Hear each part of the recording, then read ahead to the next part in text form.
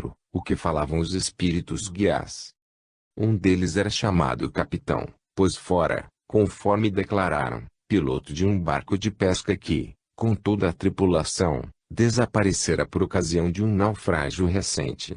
Segundo contaram, tinham ido para bordo e se entregado ao álcool. Após longa luta com um tempo terrível, pereceram no sinistro, perto da costa. Um dos guias de Ingridason, dando uma explicação mais clara, disse que eles eram tão maus quanto bêbados e que, nesse estado, tinham morrido afogados. Acrescentou ser perigoso encontrar-se alguém bêbado por ocasião da brusca passagem da vida para a morte. Tal estado, inevitavelmente, se prolonga do outro lado, de onde deduzia que eles ainda não se haviam percebido da sua situação. Depois de algum tempo as desordens cessaram. Uma noite as mesmas inteligências se manifestaram de novo, mas fora do médium, por via direta. Estavam inteiramente calmas e pediram-nos perdão por tudo que haviam feito. E o capitão acrescentou, não sabíamos realmente o que fazíamos, sentíamos-nos como embriagados. O médico séptico, que é atualmente professor na Universidade de Reykjavik, ficou, nesse inverno, absolutamente convencido da realidade dos fenômenos e inscreveu-se como membro de nossa sociedade. No ano seguinte ele escreveu em um jornal uma série de artigos sobre as suas pesquisas e ali fez a seguinte declaração, ainda que, em cada sessão, das realizadas por todo o inverno, buscasse descobrir fraude ou truque, jamais pude encontrar nenhum nem outro.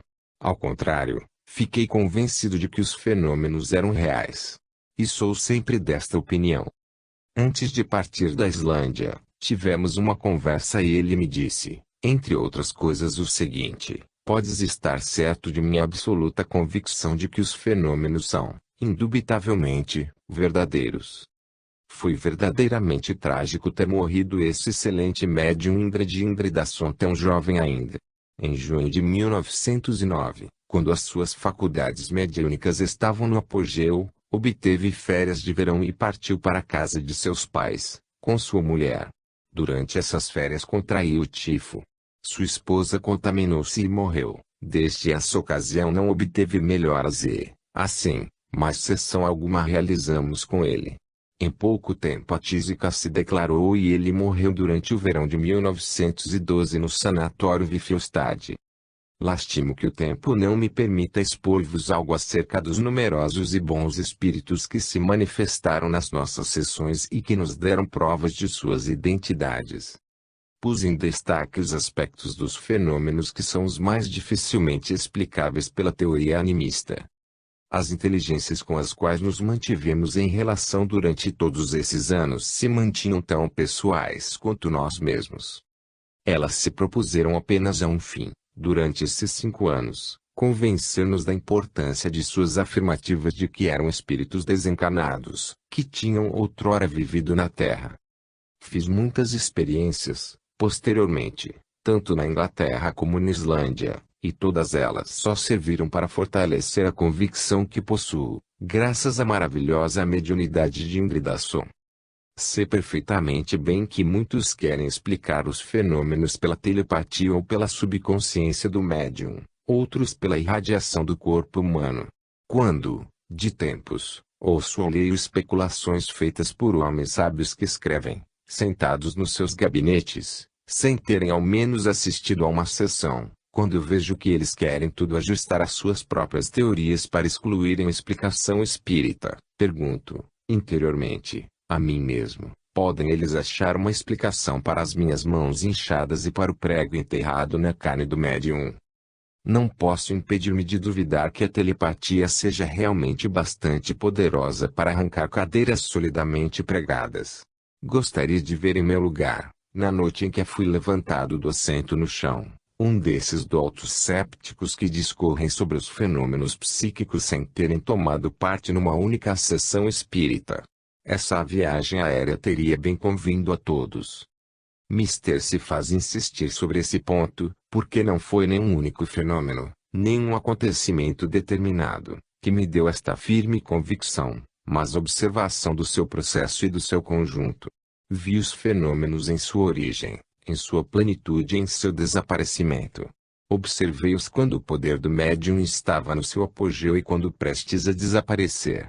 É por isso que todos aqueles que experimentaram com hibridação durante um certo tempo chegaram, como eu, ao conhecimento, apesar de bastante limitado, à compreensão de fenômenos que de outra maneira não se explicariam.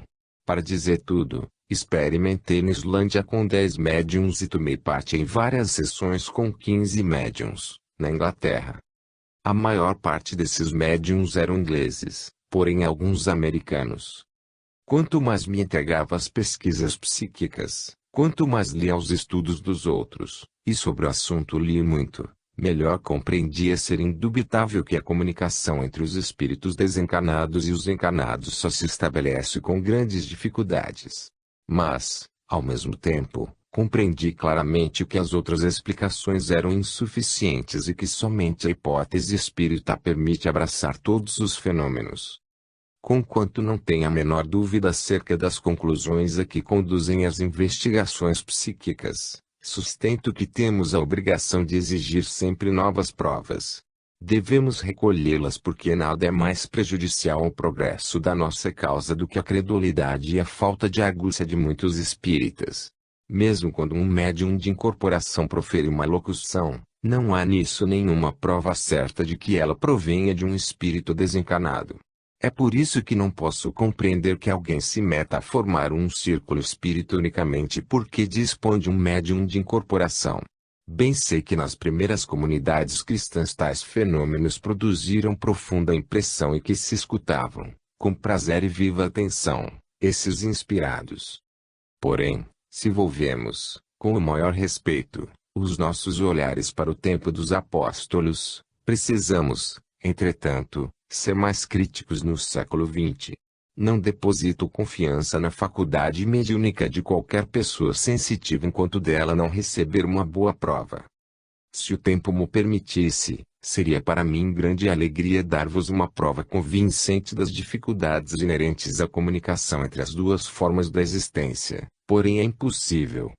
Também narrar-vos-ia, de boa vontade, as minhas experiências na Inglaterra, porém devo renunciar a isto pela mesma razão. Vou, entretanto, relatar, o mais brevemente possível, alguns casos acontecidos no verão de 1910. Durante o inverno de 1909 e 10 fiz experiências, por um momento, com certa médium que é casada, atualmente, com um juiz da Islândia. Nessas sessões, que se realizavam em plena luz, uma inteligência que muitas vezes se incorporou pretendia ser um dos meus espíritos protetores e forneceu-me diferentes provas de sua identidade. A inteligência disse que seu nome fora Ingeborg, em que parte da Islândia vivera e quando e como desencarnara. Escrevi para a Islândia e recebi de uma senhora idosa a seguinte informação: realmente, uma mulher, de nome Ingeborg, existirá naquele lugar e falecerá da maneira indicada nas sessões. Não pude encontrar em Reykjavik uma só pessoa que tivesse conhecimento dessa existência. Antes de partir para a Inglaterra, realizei uma sessão com a médium em questão e tive uma conversa com Ingeborg. Perguntei-lhe se ela queria tentar dar-me um sinal da sua presença pelo vocabulário de um médium inglês. Respondeu-me que estava disposta a fazê-lo e que buscaria dar-me o seu nome. Lembrei-lhe que os nomes são sempre difíceis de transmitir e precisamente ela encontraria dificuldade em trabalhar com um médium inglês para o qual os nomes islandeses eram inteiramente estranhos. Então ela propôs que convencionássemos um sinal pelo qual ela se faria conhecer. Essa ideia me satisfez e lhe propus que, se ela conseguisse manifestar-se na minha presença, por um médium inglês, levantasse a mão direita no ar. Essa sugestão não teve a sorte de agradar a Ingeborg, quis, ela própria, escolher o sinal com o qual eu estivesse de acordo, mostrar-me-ei com uma cruz, disse-me ela, porém não ficamos inteiramente de acordo porque eu achava que isso era banal e que se diria depois ser apenas uma feliz coincidência. Então ela disse, mostrar-me-ei, primeiramente, com uma cruz, em seguida a enlaçarei e a beijarei. Fiquei satisfeito, porque o sinal convencionado entre nós se decompunha em duas partes e não seria fácil explicá-las no caso em que a experiência tivesse bom resultado. Logo depois da minha chegada à Inglaterra, antes que assistisse a uma sessão qualquer, com médiuns profissionais, fui, certo dia, convidado para almoçar na casa de um rico inglês que havia muito se interessava pelas pesquisas psíquicas. Entre os hóspedes, à noite, encontrava-se um comerciante, que era dotado de brilhantes faculdades mediúnicas. Era clarividente, médium de materialização, como também médium de incorporação, porém não fazia sessões com seus amigos e se guardava segredo de que ele estava de posse de uma tal mediunidade, porque temia que seus fregueses não o deixassem em paz se soubessem de semelhante coisa. Nosso hospedeiro, que era amigo íntimo do negociante, fez-nos saber que ele lhe prometera conceder uma sessão. Esta foi para nós a mais interessante possível. Nela havia o espírito de uma criança de 4 anos materializar-se bem perto da minha cadeira, tendo eu observado, da maneira mais minuciosa, o processo da materialização e examinado longamente o semblante sedutor da criança. Recebi então a comunicação desejada de Ingeborg. Por felicidade, um dos assistentes observava tudo o que se passava no decurso da sessão. Tive, primeiramente, uma descrição de minha falecida mãe e uma longa mensagem dela. Escutei, sem dizer palavra. Depois o espírito guia do médium anunciou que chegara uma senhora, a qual se mostrava com uma cruz. E agora, seja-me permitido recordar algumas palavras inglesas, consignadas pelo redator da ata da sessão. Aladio Itacruz. Shields Handicapsio. Se quisses it uma senhora com uma cruz. Ela vos ajude e vos protege. Beija a cruz. No dia seguinte o secretário da sessão me deu um extrato do processo verbal relativo ao que me concernia, extrato que conservo ainda. Um outro caso, antes que eu partisse em viagem, os espíritos guias de Ingridason me comunicaram várias vezes que destacariam um do seu grupo para acompanhar-me à Inglaterra. Indridason havia então partido para a casa dos seus pais, porém me escreveu uma carta que eles estavam de acordo com a escolha da senhora que o fizera cair em transe e da qual falei várias vezes nesta exposição. Seu verdadeiro prenome era Sigrid, porém nas sessões foi sempre chamada NN. Como podeis pensar, eu esperava justamente que a NN se manifestasse por médiuns ingleses.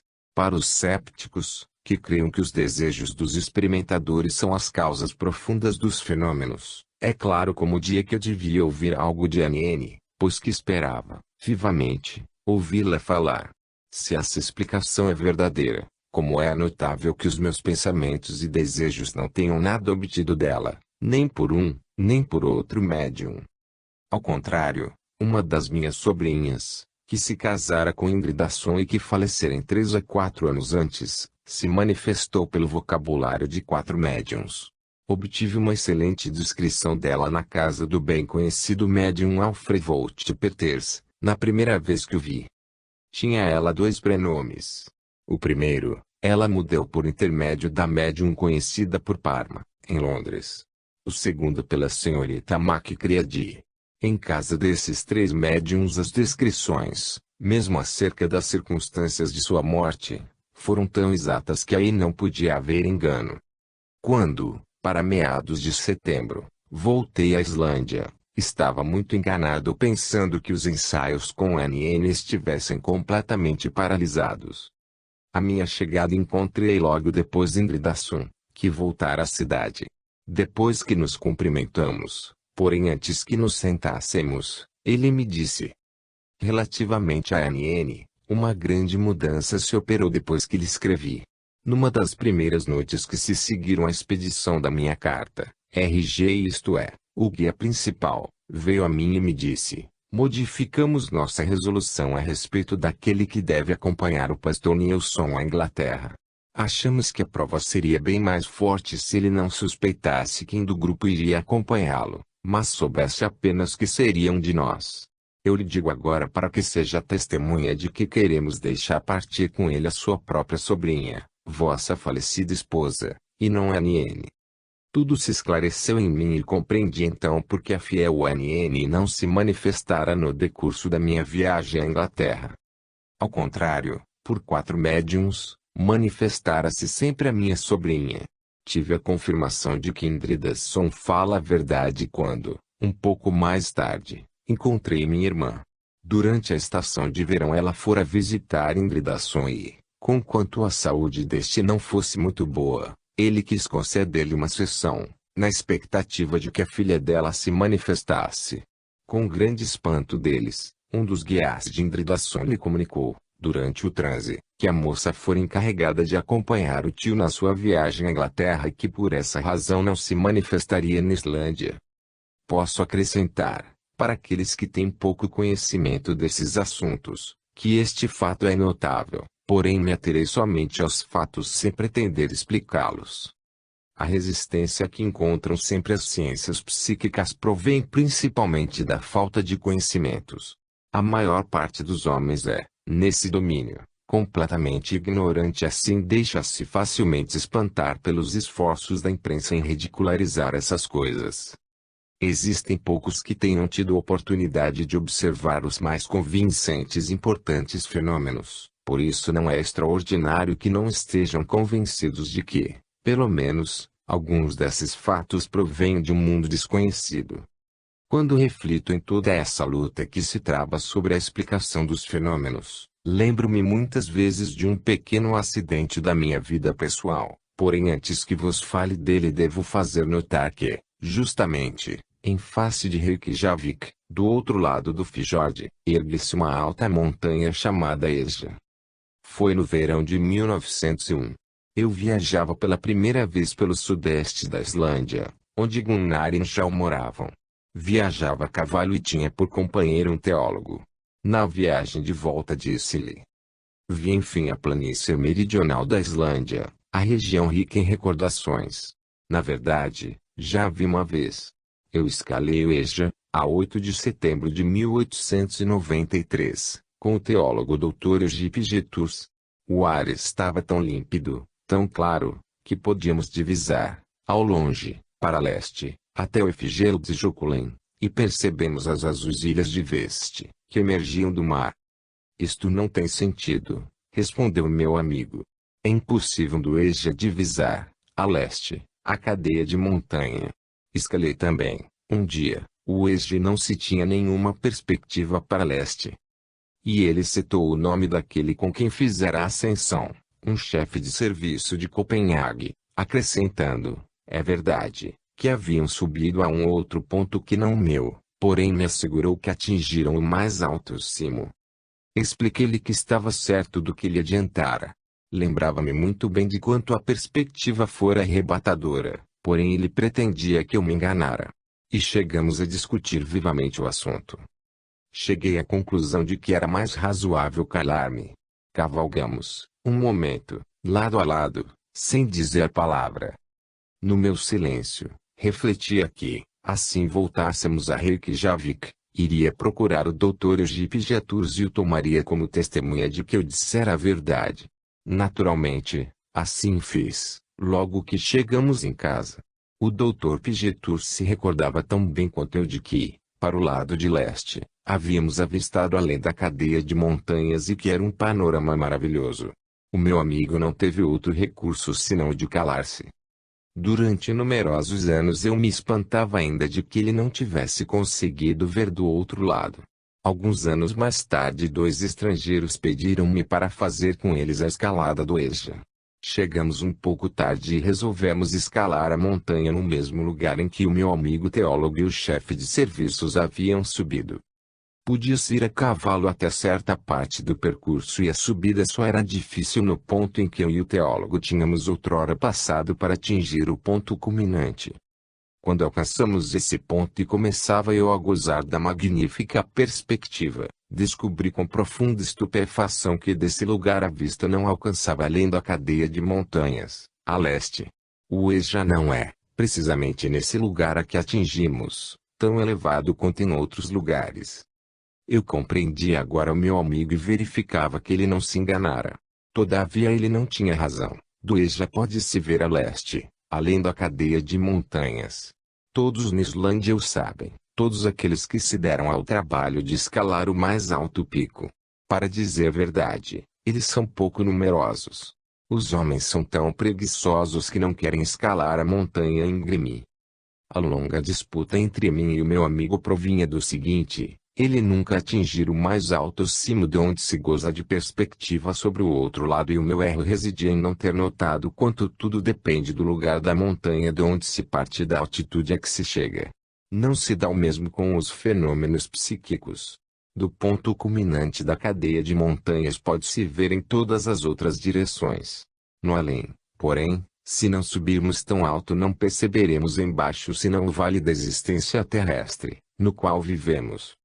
Não posso dissimular que sinto certa alegria, como nesse dia em que se tratou da perspectiva do EJA, ao pensar que, absolutamente certo da questão, possa ouvir um materialista servir-se de palavras bombásticas, crendo, verdadeiramente, que pode destruir com zombarias o mais precioso bem da humanidade, a esperança de uma vida eterna. É o mesmo sentimento que se apodera às vezes de mim, quando ouço os zelosos, os pretensos ortodoxos, que são, em regra geral, pessoas da igreja, muito ignorantes nesse terreno, falar contra o espiritismo e contra os resultados mais importantes das pesquisas psíquicas. Rejubilo-me, entre outras coisas, por ver desde já em seus semblantes um sorriso de desculpa quando estivermos todos no vasto além. Creio que cada um deles me dirá algo de semelhante ao que o meu amigo deveria ter me dito: era porque tinhas escalado o cimo mais elevado, ao passo que eu não me dera o trabalho de subir tão alto. 2. A Igreja e as pesquisas psíquicas. Dificilmente se poderá ocultar quão poderoso de tornou, em nossos dias, o movimento do espiritismo e das pesquisas psíquicas em muitos países, não na Dinamarca nem na Escandinávia em geral, mas na América, na Inglaterra, na Escócia, na França e na Itália. Se alguém duvidasse disso, eu lhe recomendaria que fosse à Inglaterra ou à Escócia e ali observasse as comunidades espíritas. Nas duas últimas vezes em que fui à Velha Albion, nos verões de 1909 e 1921, entrei em várias igrejas e assisti a algumas reuniões dominicais ou atos religiosos dos espíritas. Verifiquei que as primeiras longe estavam de ser frequentadas, ao passo que as segundas eram quase sempre assistidas por uma multidão compacta. Ou então que leiam os livros dos doutrinadores, os de Conan Doyle, por exemplo. Os homens sentem que o espiritismo lhes traz algo de novo, que lhes dá qualquer coisa que constitui o seu último anseio, porque a grande questão não é, ainda hoje, menos importante: nossa vida acaba no túmulo, ou há uma região além da morte? E se há uma vida depois da morte, como é essa vida? E podemos, na verdade, entrar em relação com aqueles que já provaram o que seja a morte e que assim conseguiram saber um pouco mais sobre essa existência. Sabemos todos que a Igreja tem sido possível responder, com segurança, sim à primeira parte dessas questões, porém exige que sua resposta seja aceita pela fé. A última parte, isto é, se podemos entrar em contato com os mortos, responde não. Provas de sua afirmativa. Não as têm alguns dos seus servidores, em geral, nutrem certa desconfiança por quaisquer provas sobre o assunto. São de opinião que, na matéria, somente a fé pode ajudar-nos. Não parece terem compreendido que o cristianismo não começou apenas pela crença na ressurreição, mas sim pelo conhecimento dos fatos que a comprovam. Se houvéssemos interrogado o apóstolo Paulo, para sabermos se ele acreditava na ressurreição, ter-nos-ia certamente respondido: não, crer não é bem o termo a se empregar a tais fatos, tenho sim conhecimento deles. Não creio apenas, mas sei, porque eu próprio vi várias vezes o ressuscitado e lhe falei. Paulo e os cristãos primitivos acreditavam em uma incessante comunicação com um mundo invisível, mais evoluído do que o nosso. É essa mesma comunicação que os espíritas reataram. Há já mais de 70 anos que eles anunciaram essa descoberta, mas, em regra geral, só têm encontrado desprezo e cólera por parte da Igreja, como em toda parte. Finalmente conseguiram atrair a atenção de alguns homens de ciência e, desde que esses iniciaram investigações e que muitos dentre eles chegaram à mesma convicção, a causa espírita fez notável progresso. As pesquisas dos sábios acerca dos fenômenos espíritas e as declarações espíritas foram estimuladas pelos estudos psíquicos.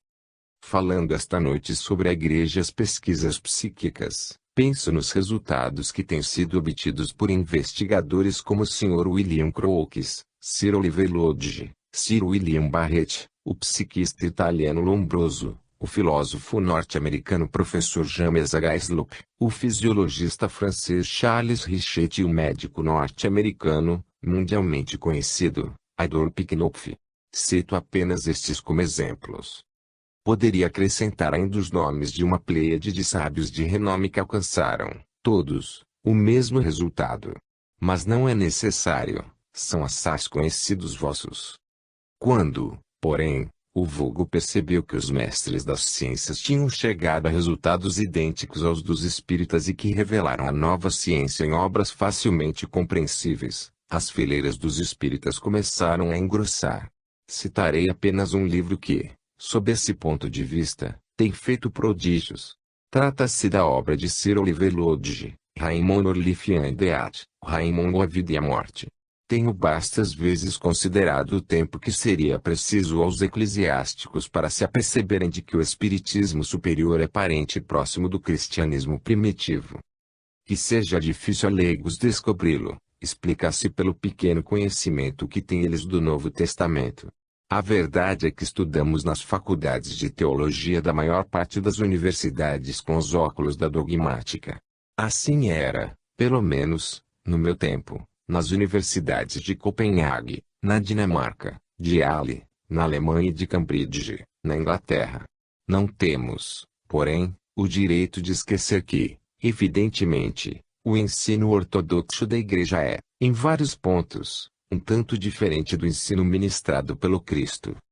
Muitos leigos acreditam que era Jesus em pessoa e somente ele que operava maravilhas e que os milagres se produziam somente por ele e com ele. Entretanto, o Novo Testamento nos ensina algo um tanto diferente. Logo da primeira vez que ele enviou os seus apóstolos, não foi somente para espalharem o Evangelho, mas também para fazerem milagres. O Evangelho segundo Mateus refere que Jesus lhes disse: curai os enfermos, ressuscitai os mortos, purificai os leprosos, expulsai os demônios. Mateus, x. 8. E alegres porque possuíam tal poder, voltaram da primeira viagem. O Evangelho segundo Marcos faz notar ter Jesus prometido que tais sinais seguirão, em todos os tempos, os que tiverem fé. O Evangelho segundo João nos transmite a expressão de Jesus: em verdade vos digo que aquele que crê em mim fará também as obras que eu faço e as fará maior do que estas, pois que eu me vou para o Pai. João 14, 12. Também os Atos dos Apóstolos nos falam dos milagres que foram praticados pelos apóstolos e não conheço outros escritos que contenham tantas narrações desses fatos, que muitos chamam hoje, com desprezo, de fenômenos espíritas. Se a crença nos espíritos se baseia em algum documento, é, por certo, nesse incomparável e inestimável relato, nessa descrição da primeira comunidade cristã. Os Atos dos Apóstolos tratam, em seguida, de aparições, de revelações, de profecias, de curas pela força espiritual, de materializações, aparições de anjos, e magníficas levitações. Duas dessas narrativas ferem-nos, particularmente, a atenção.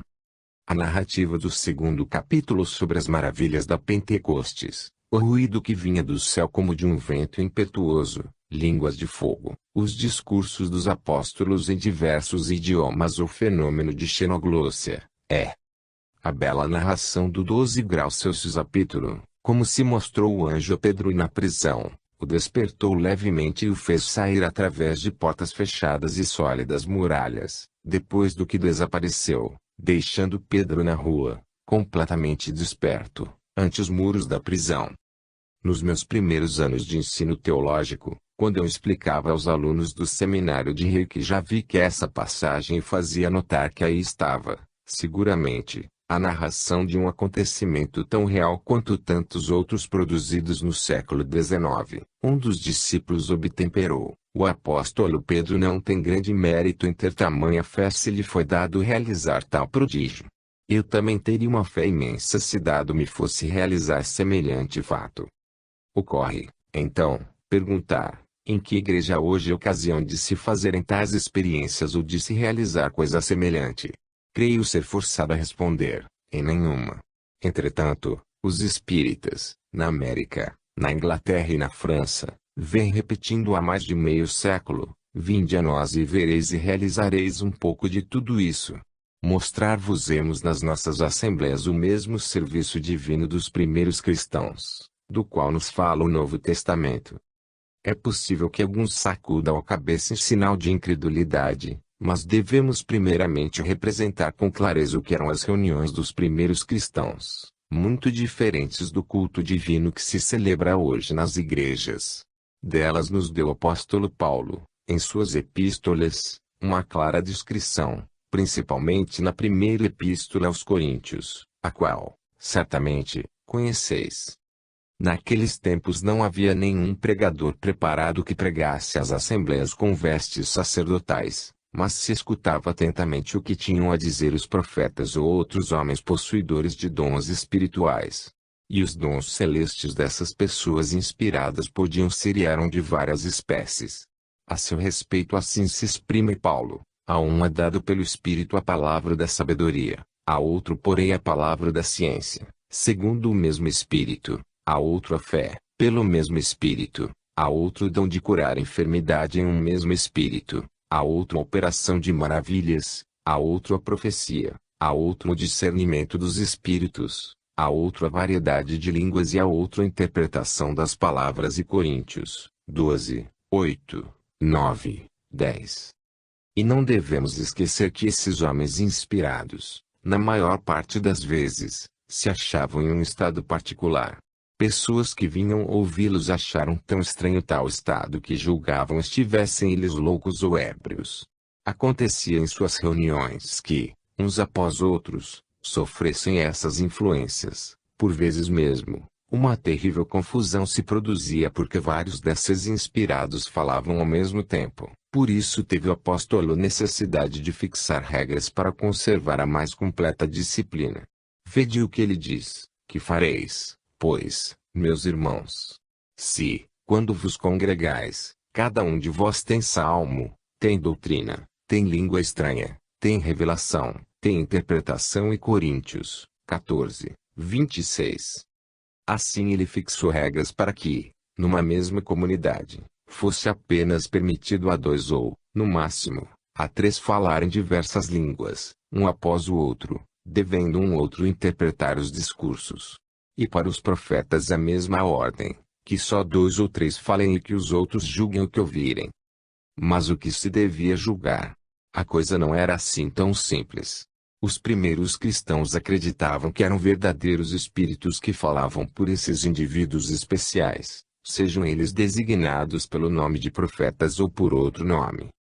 Os gregos tinham um nome comum para todos: pneumáticos, aqueles que eram dirigidos pelo Espírito, ou talvez mais exatamente, aqueles que estavam sob a influência de um espírito ou de um anjo.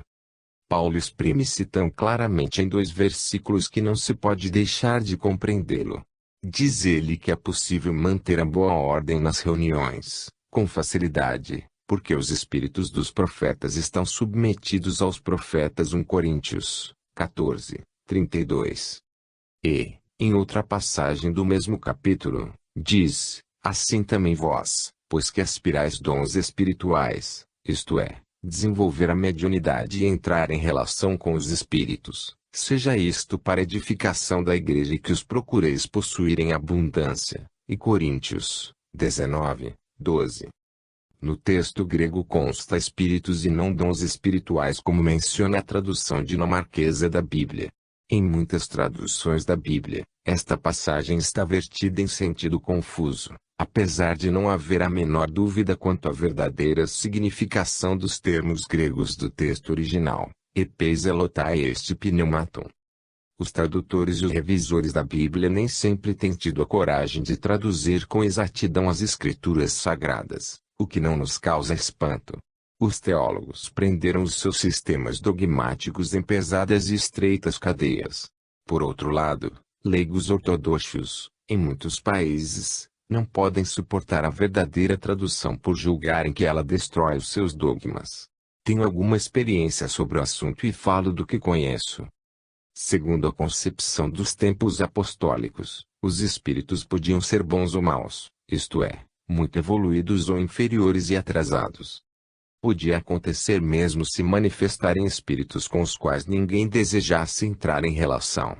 Esses tais impunham-se com insolência, vinham sem ser evocados, exatamente da mesma maneira como acontece nas reuniões espíritas ou nos lugares onde os pesquisadores psíquicos fazem experiências com médiuns e, mais frequentemente, nos casos em que estes possuem ótimas faculdades mediúnicas para manifestações físicas. É por isso que o autor da primeira epístola de João recomenda aos seus leitores não terem confiança em todos os espíritos. Caríssimos, não creiais em todo espírito, mas provai se os espíritos são de Deus. João 4:1, e adiante acrescenta, porque foram muitos os falsos profetas que se levantaram no mundo.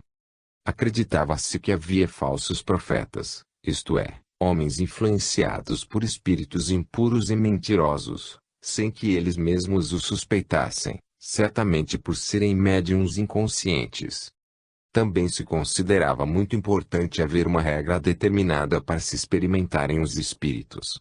O apóstolo Paulo prescreve tal regra à sua igreja: portanto vos faço saber que ninguém que fala pelo Espírito de Deus diz anátema a Jesus. E ninguém pode dizer Senhor Jesus senão pelo Espírito Santo. 1 Coríntios 12:3. Meus caros ouvintes, isto vos parece, certamente, espantoso, mas é a pura verdade.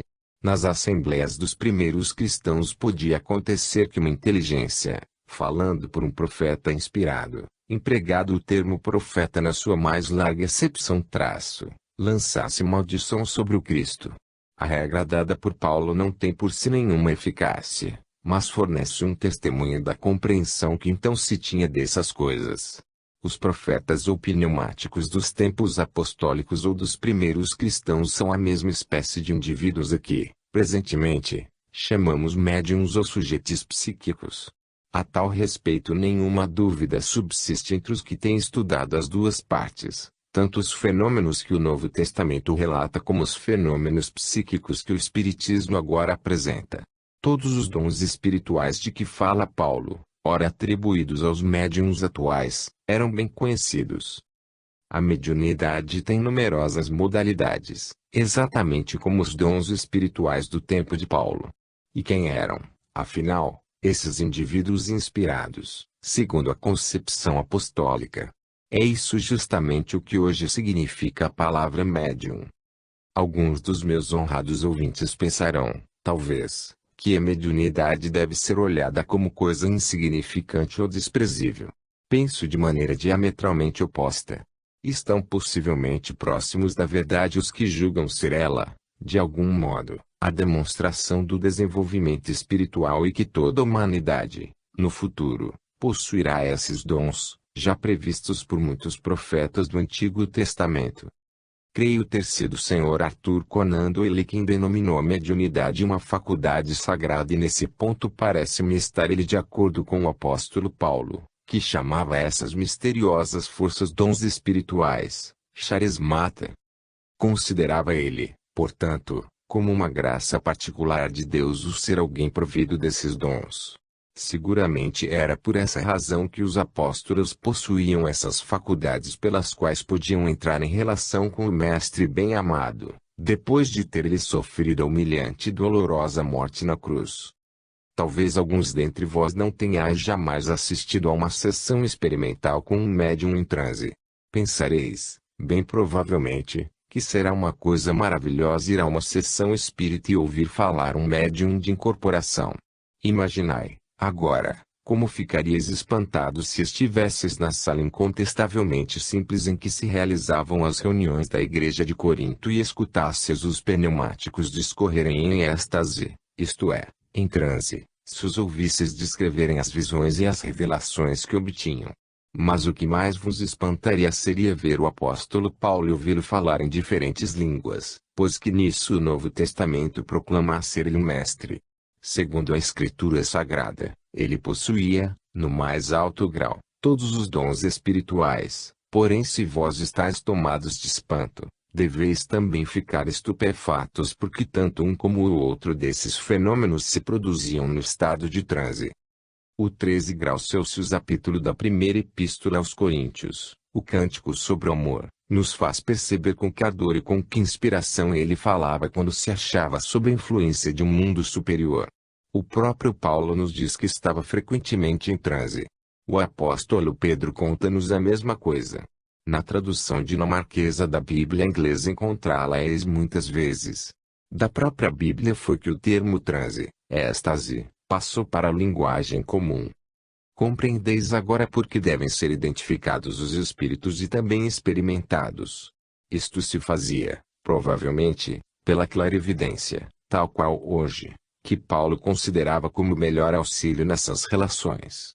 Comparai agora tudo isso com o que se passa atualmente nas sessões espíritas. Do que aprendi posso assim ensinar, quando a faculdade mediúnica está bastante desenvolvida para permitir uma comunicação verdadeira, as inteligências que se manifestam pelo médium e que exercem sobre ele sua ação pedem que se entoem cânticos ou que se façam preces. E isso a fim de que o ambiente fique tão harmonioso quanto possível e que todos os assistentes sintam a maior simpatia uns pelos outros.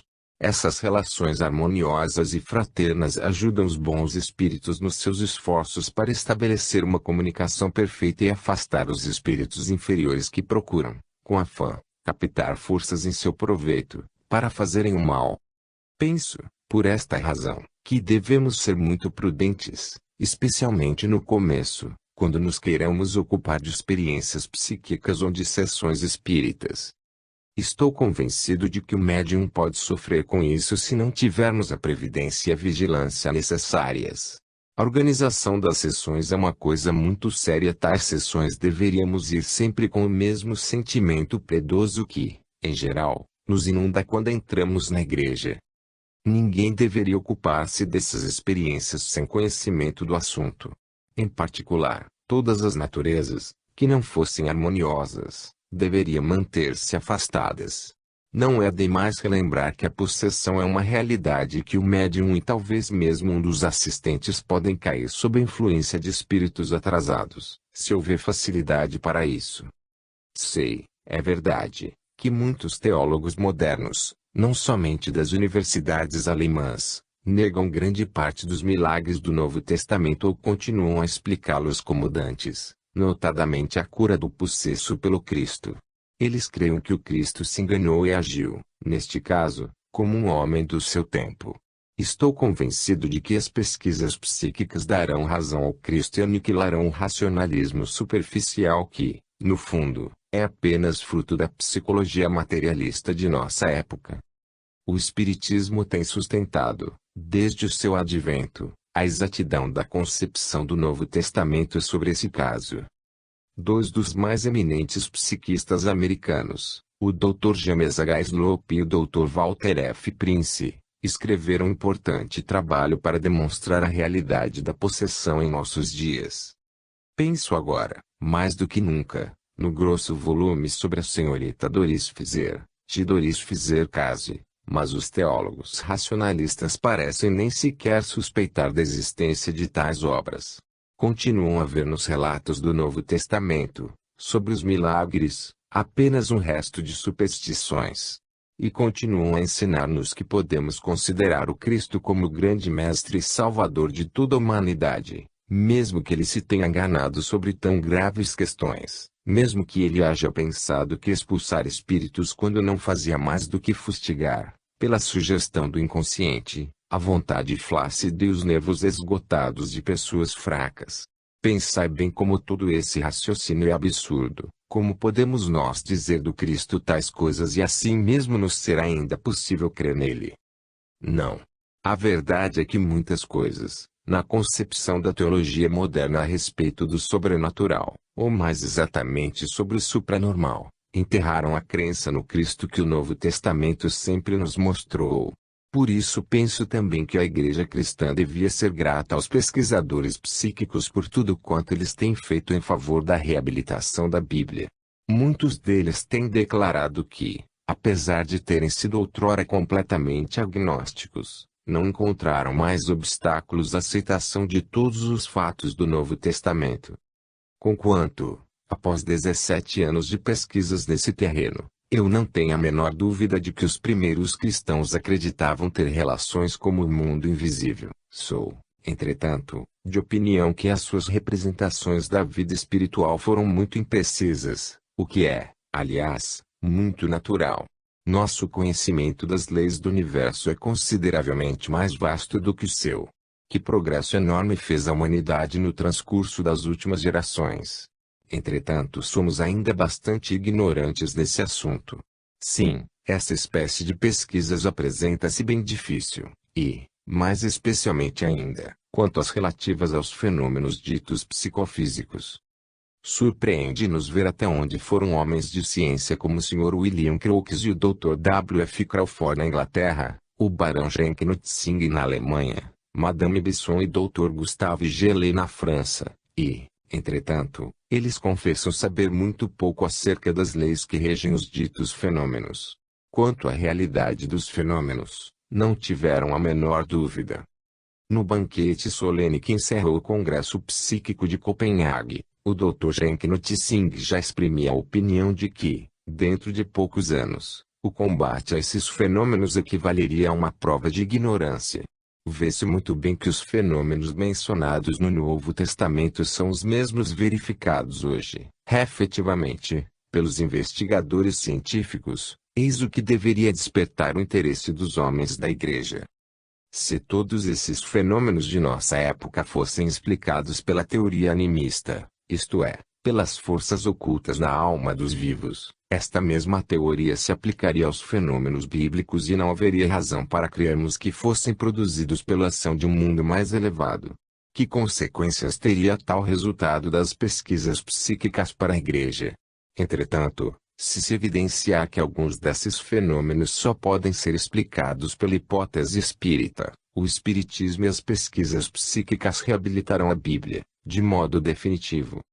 Quando obtemos provas da existência de um mundo espiritual e da possibilidade de entrarmos em comunicação com os mortos, não há a menor razão para duvidarmos de que certos indivíduos tenham podido estar em relação com o mundo dos espíritos, tanto na época do Antigo Testamento como nos dias dos apóstolos. E não se diga que são apenas os espíritas, pobres de espírito que creiam na possibilidade da comunicação entre nós e os nossos queridos mortos, pois muitos e notáveis homens de ciência são da mesma opinião. Tomemos por exemplo Sir Oliver Lodge. Conheceis do seu ponto de vista pelo seu livro Raymond, que acaba de ser traduzido em dinamarquês. É incontestavelmente um dos sábios mais conhecidos da Terra. Ou então, pensai no célebre naturalista Alfred Russel Wallace ou em Sir William Barrett, que foi, por mais de 30 anos, professor de física experimental na Universidade de Dublin. Em carta dirigida ao Congresso de Pesquisas Psíquicas, ele declarou estar, depois de mais de 50 anos de pesquisas ocultas, absolutamente convencido de que, pelos fenômenos, entramos em comunicação com um mundo invisível, com aqueles que já nos precederam nas regiões do além.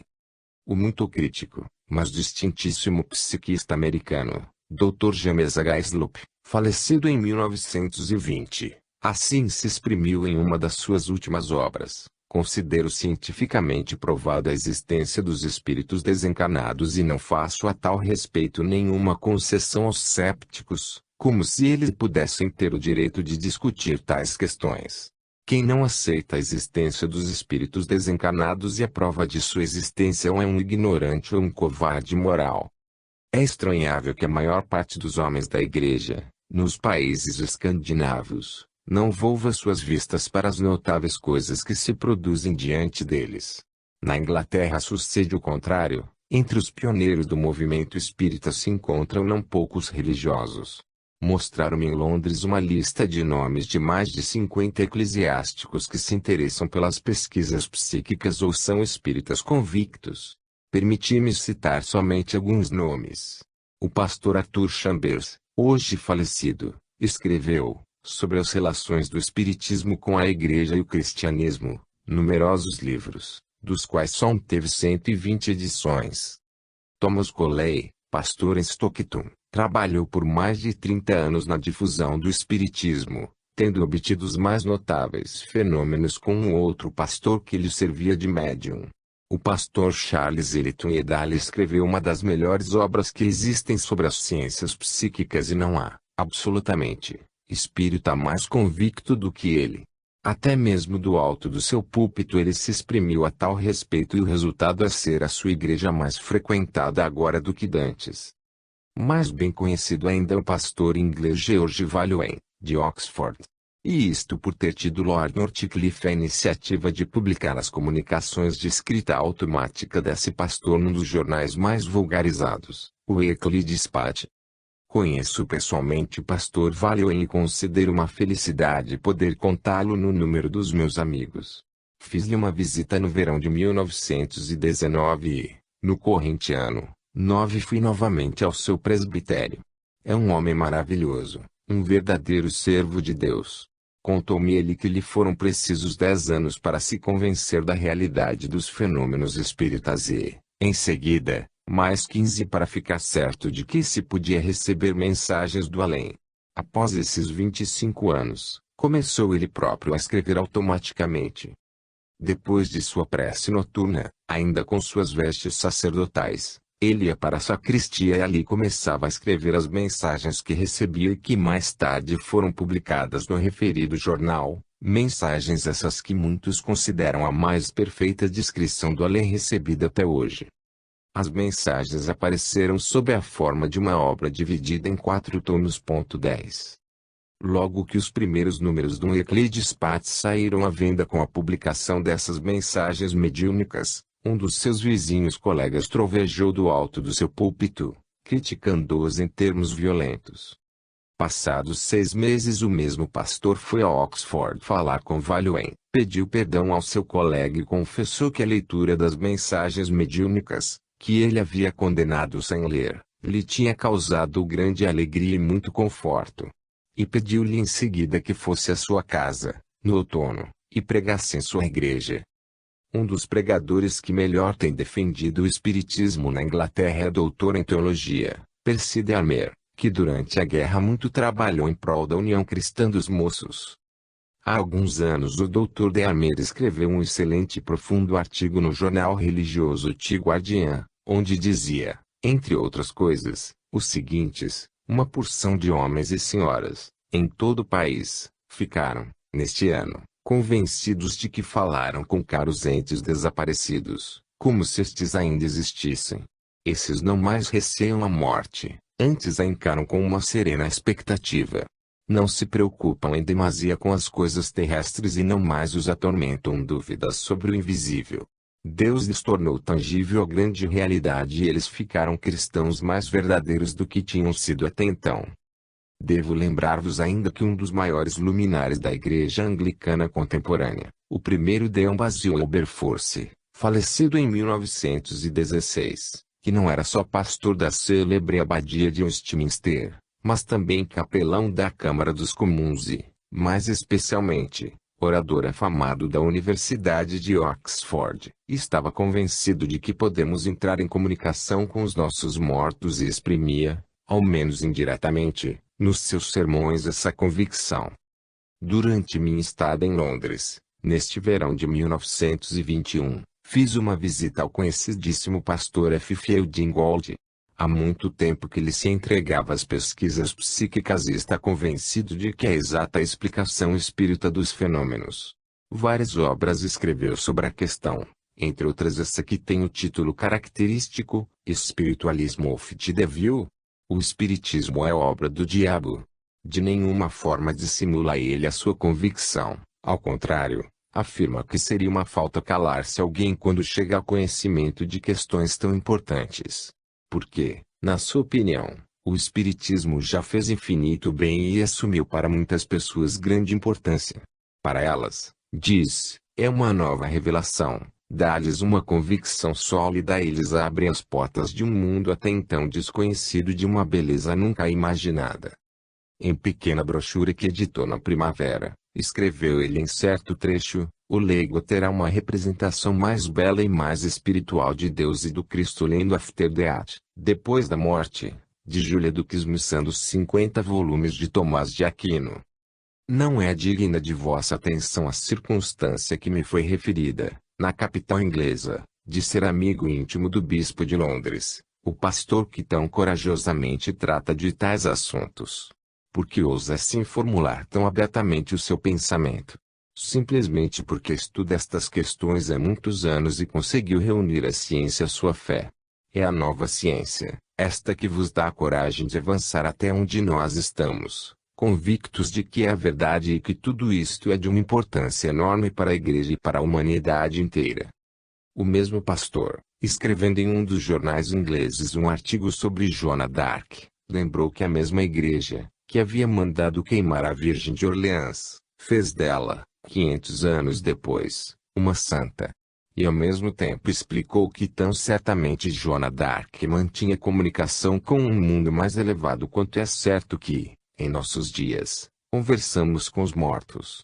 E terminou o artigo com estas palavras que nos parecem proféticas: não levará a Igreja menos de 500 anos para meter isto na cabeça, na sua bela cabeça, mas um pouco dura. Não vos escondo que sou da mesma opinião que esses religiosos ingleses. Por isto é que constituiu para mim uma viva alegria encontrar-me com um deles no Congresso de Copenhague, o pastor Drayton Thomas, cuja exposição foi uma das mais convincentes das que ouvimos. Ele obteve um dos mais maravilhosos book tests e newspaper tests de seu próprio pai, que fora também pastor, pela célebre médium Senhora Leonard. Assim, deveis compreender bem que possamos falar de um desenvolvimento da antiga revelação, no antigo caminho em que os profetas e os apóstolos dos velhos tempos cristãos recebiam seus ensinamentos. Devemos reconhecer que muitas coisas novas, em nossos dias, têm aparecido por via do Espiritismo superior e que estas coisas nos têm ajudado a compreender o cristianismo melhor do que nos tem sido possível até agora e esclarecer questões que até então tinham permanecido incompreensíveis.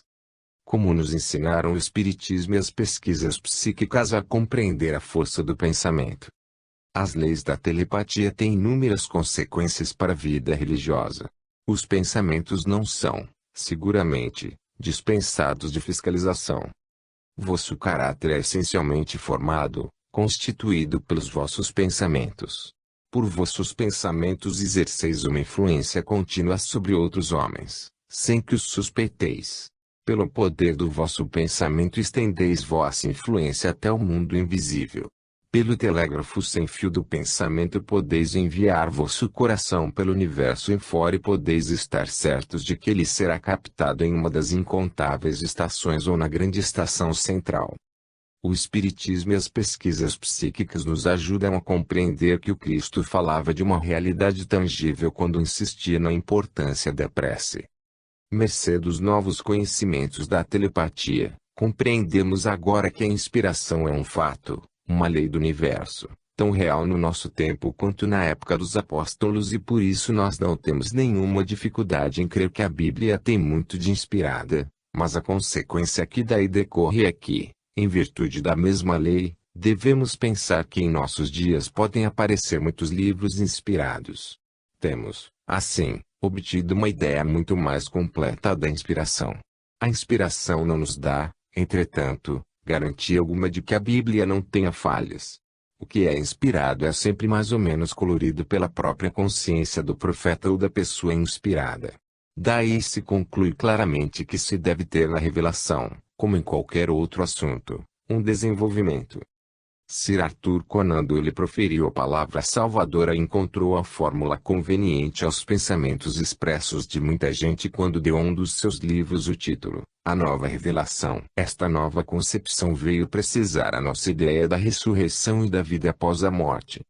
Quão perturbador era o pensamento da ressurreição do corpo no dia do juízo final e quão ininteligente o pensamento de que com a morte seria determinado o nosso destino eterno. Há quantas pessoas têm afugentado da igreja esse terrível ensinamento dos eternos suplícios do inferno. E quão desoladora essa ideia do repouso na tumba ou da vida irreal até o dia do julgamento. Não devia a igreja ser reconhecida aos espíritas e aos pesquisadores psíquicos por todo o conhecimento novo que eles puseram em foco nesse domínio.